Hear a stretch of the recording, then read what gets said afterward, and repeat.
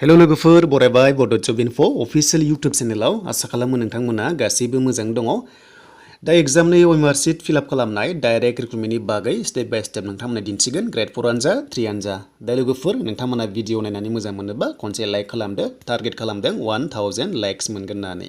दा फाइनाली नोंथांमोननि एग्जामा गाबोन जासिगोन एबा 21 आव जासिगोन ग्रेड 4 हिसाबै आरो 28 आवहाय जोंहा ग्रेड 3 आरो लोगोसे लास्टआव सेप्टेम्बर 11 आव नोंथांमोननि ड्राइभार पस्टआव।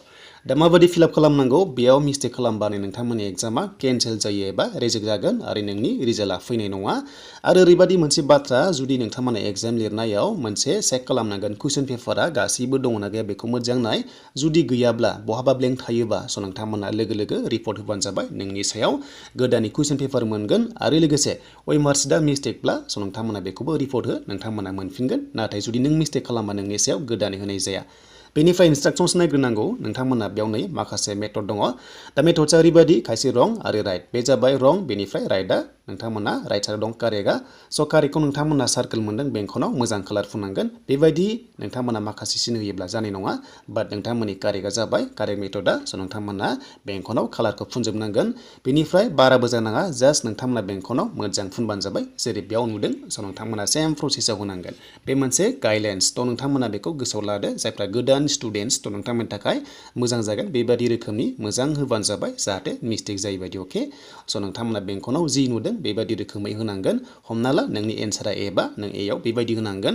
बेनिफ्राय मोनसे बाथ्रा नोङो जुदि मोनसे 76 नाम्बाराव हमना ला बेयाव गासैबो जुदि नोंथांमोना होजोबब्ला बेयाव जानाय नङा। जास्ट मोनसेल' एटेम्प्ट खालामनांगोन होमबासो नोङो नाम्बार मोनगोन। जुदि मोननै खालामा नोङो नाम्बारखौ मोननाय नङा।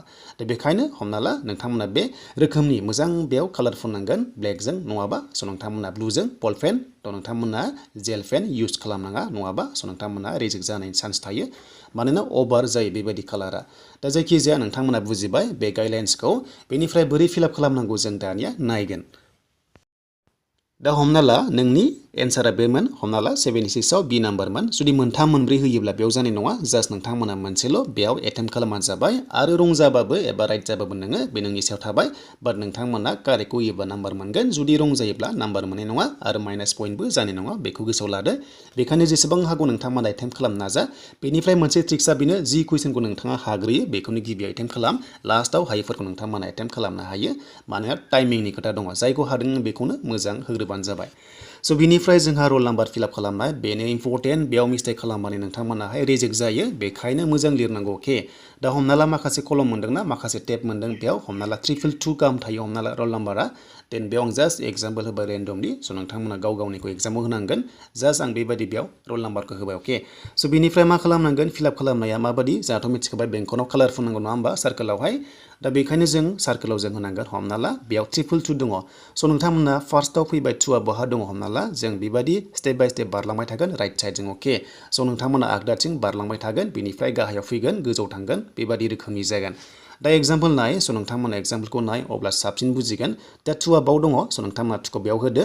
बेनिफ्राय नेक्स्ट स्टेप बारनानै 2आ बबेयाव दङ जों बेखौ नेक्स्टआव होनांसिगोन। जेरै हमना ला बेयाव 2 दङ नोंथांमोना 2खौ बेयाव होदो। बेनिफ्राय नेक्स्टआवबो 2 दङ मानोना बे 222 रल नाम्बार अके नोंना 2आनो मोनथामबा नोंथांमोना बिदिनो स्टेप बाय स्टेप राइटथिं बारलांबाय थागोन। सेम लाइनाव दङ माने 2 गोजा नालाय ओंखायनो बेयाव फैबाय।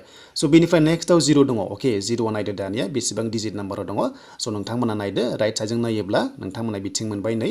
बिनिफ्राय राइट साइडजों बारलांबाय थागोन। बेनिफ्राय गाहायथिं फैयोब्ला नोंथांमोना बेबायदि स्टेप बाय स्टेप बारनांगोन आरो जास्ट नोंथांमोना 0आ 0 होदो। बेनिफ्राय 7आ बहा दं नागिरदो। देन 7आ बिथिं गाहायाव दङ 7आ फैलायबाय। बेनिफ्राय 8आ दङ गाहायाव बेनिफ्राय 1आ गोजौआव थांफिनलायबाय नै।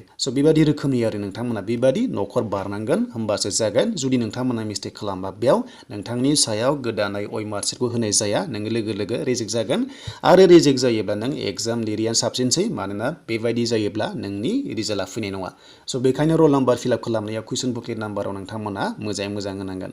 जास्ट बे OMR शीटनि एग्जाम्पलसो जास्ट नोंथांमोना बेबायदि सेम प्रसेसआवनो होनांगोन। हमना ला बियो मबाइल नाम्बार अके। हमना ला बे कुइसन बुकलेट नाम्बार जाबाय। देन नोंथांमोना बेयाव बेबायदि 00 बेनिफ्राय 11 बेनिफ्राय 3आ बहा दं नोंथांमोना गाहायाव फैनांगोन 3 बेनिफ्राय 7आ बहा दं गाहायाव नोंथांमोना 7आ फैनांगोन। बेबायदि स्टेप बाय स्टेप बारबानो नोंथांमोना फिलआप खालामनायाव जेबो प्रब्लेम जानाय नङा। जास्ट नोंथांमोना ब्लेक इउज खालाम साबसिन जायो जेबो गोनो गोथो थाया स' बिनिफ्राय जोंहा कास्ट थायो लोगोफोर बेनिफ्राय जोंहा एसटि थायो देन एसटिआव नोंथांमोना बेबादि होनांगोन बेनिफ्राय एसटि खथा थायोब्ला बेबादि लिरनांगोन बेनिफ्राय एसटिआव नोंथांमोना कालार फुननांगोन अके बे जाबाय नोंनि केटेगरिनि सायाव कास्टनि सायाव स' बिनिफ्राय स्टुडेन्टस नेम दा नोंथांमोनाबो नेमखौ लिरनांगोन नेमा लिरखानांगौ देन नोंथांमोना बेयाव स्टुडेन्टस नेम मोनदोंना बेयाव नोंनि नाम दा एग्जाम्पल महरै आं बेयाव बड' लिरबाय अके दा बेयाव आङो बेयाव लिरबाय जास्ट बड'फा लिरबाय बेनिफ्राय जोङो बे बक्सआव जों लिरनांगोन नामखौहाय नोंनिखौ बेयाव लिरनांगोन जेरै सार्टिफिकेटआव दङ एडमिटआव दङ बेखौनो लिरनांगोन एडमिटआव जि दङ बेखौनो लिरनांगोन नोंथांमोना बेनिफ्राय बेबो सेम प्रसेस नोंथांमोना बिया बबेयाव दङ बेखौ नागिरदो स' नोंथांमोना फार्स्टआवथ' ए मोनबाय सेकेन्डआव दङ गाहायाव बि देन बि जागोन बेयाव स' बिनिफ्राय अआ बबेयाव दङ स' नोंथांमोना नेक्स्ट स्टेपनि अआव गाहायथिं नागिरबोदो देन नोंथांमोना अखौहाय सार्कोल होदो बेनिफ्राय डिआ दं नेक्स्टआव देन डिखौ नोंथांमोना सार्कोल होदो बेनिफ्राय अआ गाहायाव फैफिनबावबाय स' बेनिफ्राय एफ दङ स' नोंथांमोना एफआव होदो नेक्स्टआव बेनिफ्राय ए दङ स' नोंथांमोना एआव होदो गोजौआव स' बे जाबाय लोगोफोर बड'फा जाबाय हमना ला नोंनि नामा बड'फा अके दा जायखिजाया नोंथांमोना बेबादि रोखोमनि होनांगोन बुजिबाय जानांगौ गासैबो बेबादि सेम प्रसेस नोंथांमोना जोबोर इजि जेबो गिनांगौ गैया बेनिफ्राय टाइटेला हमना ला बर' अके देन जोङो बियाव फैनांसिगोनलाय नेक्स्टआव जोङो बियाव फैबाय बेनिफ्राय नोंथांमोना अखौ नागिरबावदो गाहायाव सेम प्रसेस बेनिफ्राय आरआव फैदो बेनिफ्राय नेक्स्टआव अआव थांदो दा बेबादि प्रसेसआव नोंथांमोना OMR फिलआप खालामदो जेबो गोरा नङा